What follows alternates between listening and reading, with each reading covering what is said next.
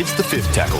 Let's put the bomb up on WCBH. And you're listening to Darwin's 97.7. And we're back. It's 11 minutes past 9. You're with Cam and Will. This is WCBH on Darwin's 97.7. Joining us in the studio this morning is Clint Doedee, president of the South Darwin Rugby League Football Club. Good morning to you, Clint. Thanks, Cam. Thanks for having me. We're in the pre-season at the moment for the DABSCO and the Tru-Flow Services Premiership. South Darwin, they're back on the field doing the training now? We are. This is our first week, so we started on Tuesday. We're week 1, but the number's 6 squad, under 18, and it's been good. And I imagine at this stage of the year, there'd be some players who are still playing NTFL, some that might be playing club rugby as well. So you expect the numbers to continue to build over the next few weeks? Yeah, that's very much sort of going on, and they're approaching their final. So there is a number of players that we don't expect to see back till closer to round. Let's start with the coaching lineup for the season. Who's your DABSCO, your Tru-Flow, your Gatley Shield coaches lining up for the season? Yeah, so we've had a fair bit of consistency, which is a key kind of model that we're liking to adapt consistency for the club. So we've had Daniel Roach return in men's prems. Roach is synonymous around the Darwin circles with about 10 coaching experience as well as an extensive playing career. So that's fantastic for the men's prem, the consistency there. Yo Morris has jumped in. She has a deep connection to the club with with South Darwin brand and a strong connection with the juniors, the seniors who are out there and coming back to the club potentially. And Minnie, which is our women's coach, and he's been within the system for 3 years. So that's fantastic. I took some notes down, and one of the things I took notes down for Souths for 2026 was consistency, and it's the first thing that you've led with this morning. So that's great to see. I've been really excited with the social media posts that we're seeing coming across from South Darwin around the players returning and the new signings as well. Can you take us through who's lining up for 2026, or some of the players? Yeah, we can. I mean, it's early days, and like you said, people are returning, or there is people that are coming up from down south and things like that. But the names that spring to mind that are obviously Kane Gimney is back, and he's looking at a key milestone year this year. And we've got guys like Dusty Briscoe, Travis Mitchell, which is fairly new, but come across. Jakey Ranger is quite dynamic. Those are guys that have had an association to the South brand. There is likelihood that we'll see some more juniors playing senior football, noting that our under-16s and our under-18s are quite competitive, and those 16s moving to 18s. So those are the guys that are the mainstays. Undoubtedly, we've had some new defence guys come into the region. And some guys leave, and there is a few new players that have relocated from either Canberra or the Gold Coast that are looking to play for South. So that's exciting. Like you said, the Gove partnership is. Yeah, take us through that. This is big. Yeah, it is. So obviously, people are aware of Villy and what they're doing over in Gove, and that journey started for them last year, where they raised the club, and in a remote location like Gove and Nhulunbuy, opportunities are slightly limited, but they've got a fantastic group of guys and girls there that are very keen to play football. So that made sense to us, that we naturally wanted to get involved with that.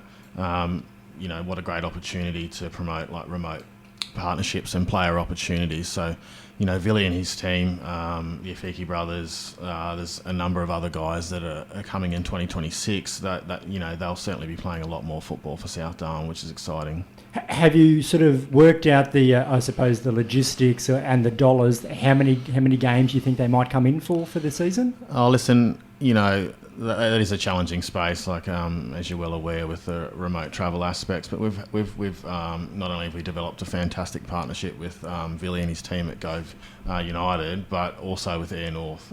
So they're a key player in that partnership of assisting.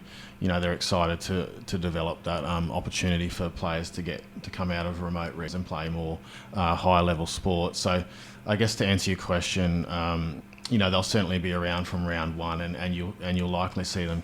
It's a challenge for us as a small club to manage. So, as all community rugby league is, it's heavily dependent on sponsorships. We're no different.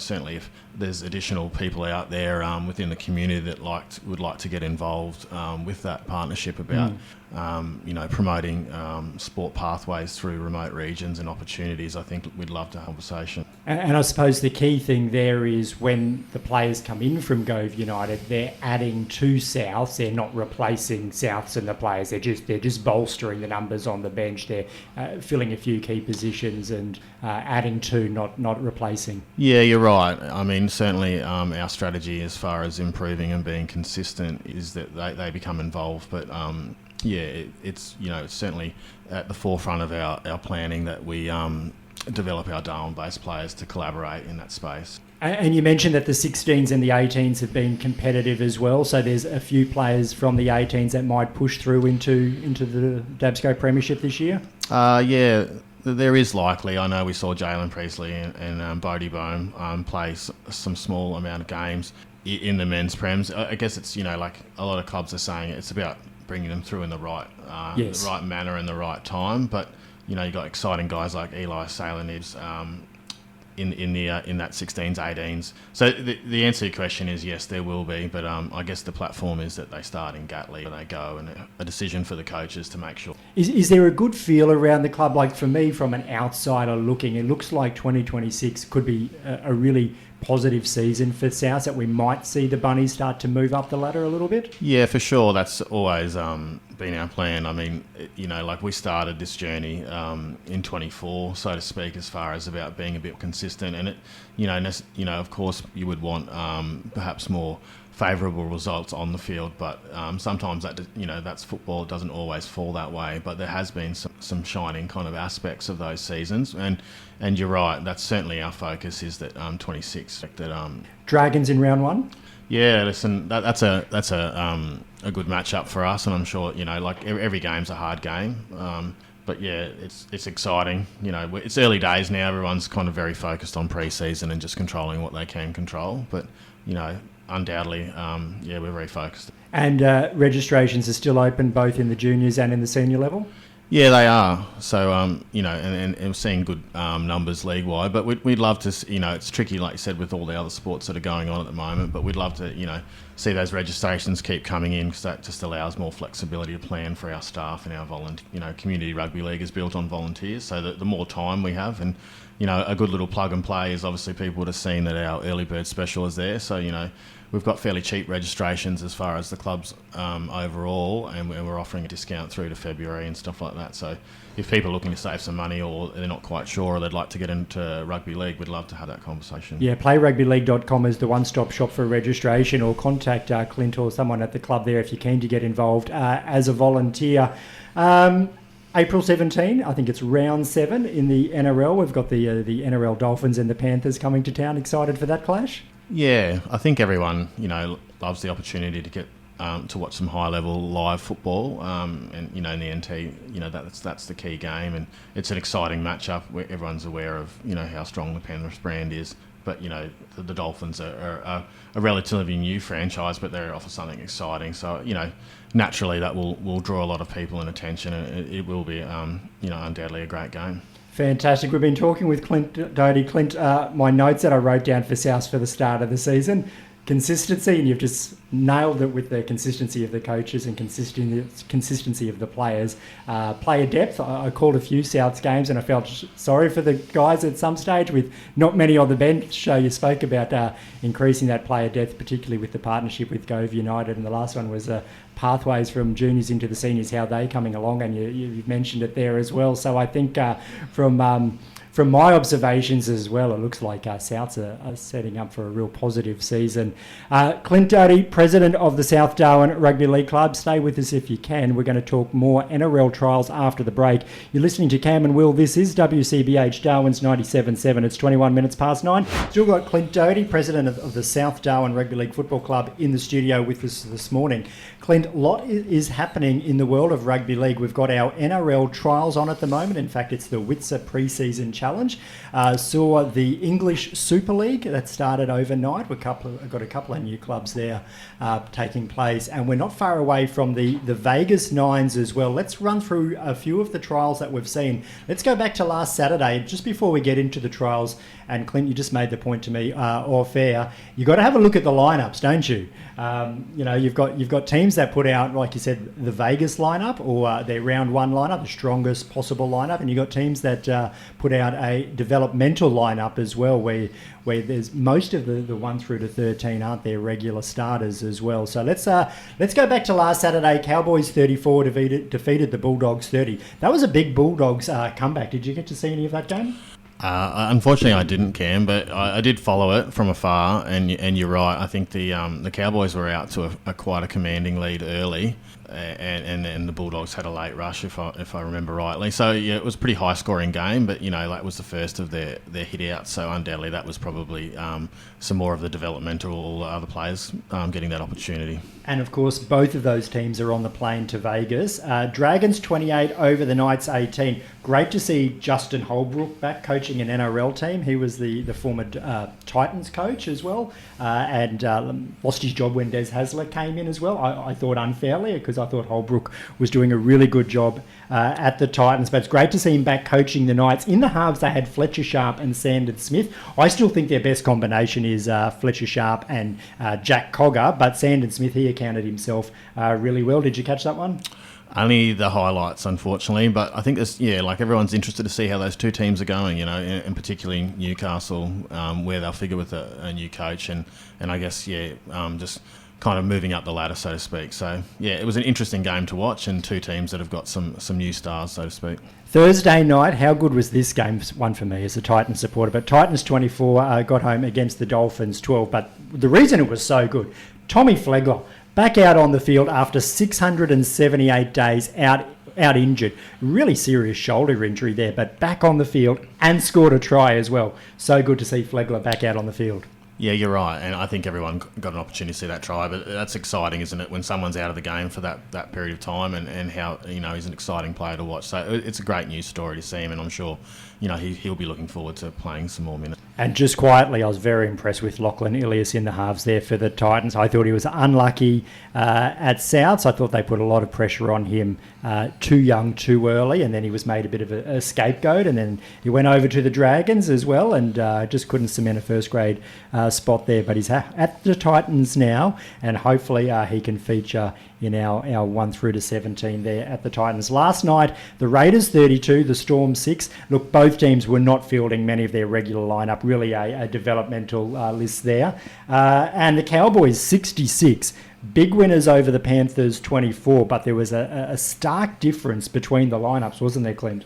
Yeah, there was, and I'm a bit of a diehard Cowboys fan at heart. So yeah, that was because it's quite clearly obvious when you're seeing a scoreline of about 66 to 24. I think it potentially is at NRL level that that there obviously was a different matchup in the teams, but they're ready for Vegas, and the Panthers are obviously just building for their next trial. They are ready for Vegas, and I'd say the Cowboys, Todd Payton, go into the season under a little bit of pressure to perform as well, so it was good to see them rack up 66 points. I suppose the concerning thing, or the thing for them to work on early in the season is not to leak in 24 points. Yeah, you're right. I think their stats wholeheartedly in 25 for defensive aspects wasn't great. So you're right. That's the key improvement, and it'll be critical for their success. Trials coming up today: Warriors v Sea Eagles, Tigers versus the Roosters. The Knights will take on the Bulldogs. The Dragons up against the Rabbitohs. Tomorrow we'll see the Sharks take on the Eels. The All Stars is tomorrow, Sunday the 15th of Feb. The Australian Indigenous All Stars up against the New Zealand Maori All Stars. We'll see this take place in the touch, the women's and in the men's. It's all taking place in Waikato in New Zealand as well. And of course, last week we had our interview, Will, of Shari Togo, who's the coach of the women's out there at the Litchfield Bears. She's the assistant coach of the Australian Indigenous All-Stars women's team. So good luck to Shari and the women over there in New Zealand. We've got the World Club Challenge just around the corner as well. Friday the 20th of February, Brisbane Broncos up against Hull KR. Hull had a loss in the opening round of the Super League season. They lost to the new club, the York Knights as well. They went down very narrowly. I think it was 1 point in the end. But they went down there, so I think the Broncos are taking on the Sunshine Coast Falcons this weekend as well. So we're not far away from the World Club Challenge. I imagine the Broncos they'd need to get over there pretty quickly as well. That will take place Friday the 20th of February, 5 a.m. Darwin time if you want to get up and see the World Club Challenge, of course. That is the champion of the NRL from last season up against the champion of the Super League from last season as well. Season opener is the 28th of February over there in Las Vegas. There's 2 NRL games. We've got the Cowboys and Knights and the Bulldogs and the Dragons, and 1 English Super League game. Hull KR up against the Leeds Rhinos. Leeds went down this morning as well. I saw that. But before the Vegas opening, we've got the Vegas Nines, 26th, 27th and 28th of February. The NT has a team there, Garamilla Duavata. Garamilla, Darwin. Duavata is a Fijian word, all as one, all working together. And having a look at the lineup that Coach Leon Cleal from Darwin Brothers, he's taking the women over there again. A very young team, a very talented team, but despite being so young, lots of experience there. In the Tru-Flow Services Premiership. Very, very capable team. You've had a look at the lineup? I have, Cam, and I've actually been able to see them training on TRL1 whilst we were over at TRL2 or Warren Park. And, you know, it's exciting. I think, yeah, you're right. There's some great names there. Leon will undoubtedly have them prepared. And what a great opportunity for people, the NT, to get that opportunity in second year. It absolutely is. They're playing in the Women's Community Division, which takes place only over 2 days, the 26th and the 27th. Now, this is Las Vegas dates and times, so we'll have to check the local Darwin times to try and pick up the stream there. They're in Pool B. They'll take on the San Diego Barracudas, Roots Rugby Family, and then British Columbia. So on day one, we'll play a game. We'll have 1 game break, and then we'll play 2 games back-to-back. And initially when I saw that, I checked the 4 teams in the draw. 2 of the teams have back-to-back games, and 2 of the teams have at least 1 game break before they take on the next opponent as well. And I thought initially that we were harshly done by, but I sat and thought about it.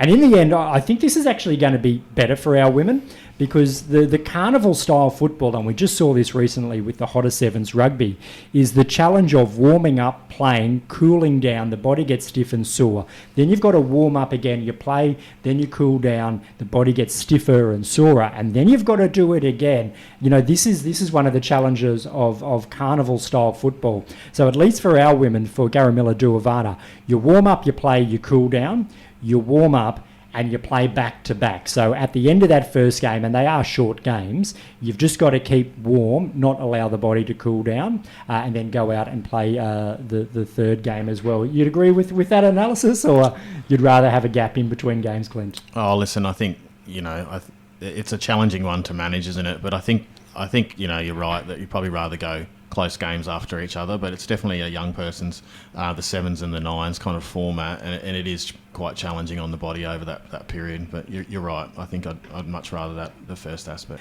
And you're right as well. It is a young person's game. It's a fit person's game as well. So as we narrow in on 50, that's probably, I'm thinking about the body seizing up. But when you're young and you're at the prime of your career, you can probably manage both scenarios as well.